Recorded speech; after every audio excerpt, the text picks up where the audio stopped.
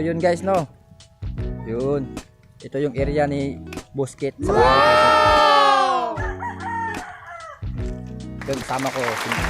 Vlog ko yun. Yun. Tayo magsusupply dito guys ng ano, similya. Dun sa gagawing ano, fish feed sa dagat. Yan. So may mga ano dito guys. Mga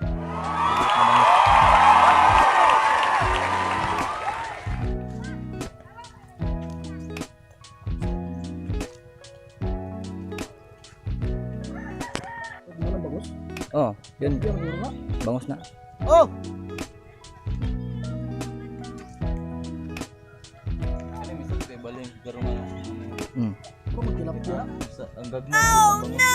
Bangus na, brad. Ano, guys, mga mali, di masyado makulang. So yung siya yung magsusupply ng material sa ano, bangus dun sa dagat guys na pinuntahan natin. Nakasupply na siya dito sa bandang Buena Vista. Yan, may nang ano guys, oh. Makakilaw tayo nito. Timing talaga guys, oh. Wala sa program sa isip. Busing yung ano guys na mabantay dito.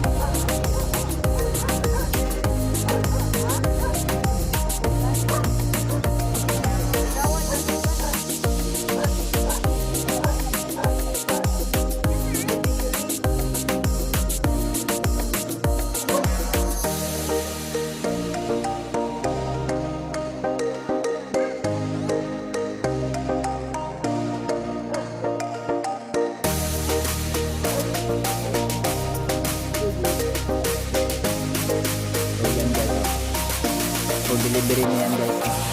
Pinapasok mo nila sa plastic guys para sa Buena Vista area na mga fish feed. May susupply ang isang fish feed.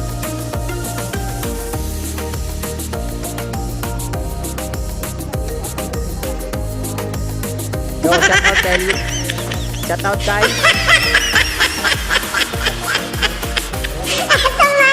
Oh good. Shout out kay Rudy Payot. Shout out sa'yo dyan Brad. Kumusta mo dun sa Australia? Yun. Itong areang to guys, dito nilalagay yung conditioning ng mga fingerlings na bangus, yung maliliit, para i-deliver ni Busquet. Yun. Yang may net guys, yan may net na guys, yung may net na yan. Yan yung ano, conditioning niya. For delivery na to. Yan ang dami dito. So, tinanong natin si Busquet kanina, nasa estimate 25,000 dito. For Buena Vista area to, deliver. Yung dito sa Kasinan guys, hindi pa kasi, ano pa, kumbaga, nagawa pa sila ng ano, biscuit, hindi pa na-fabricate lahat. 10 yun, bali 10 biscuit yun. Lulutang, balang araw, lulutang dun sa may bandang Tubay.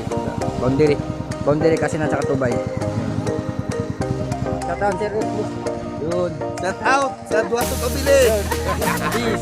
Sir, happy birthday.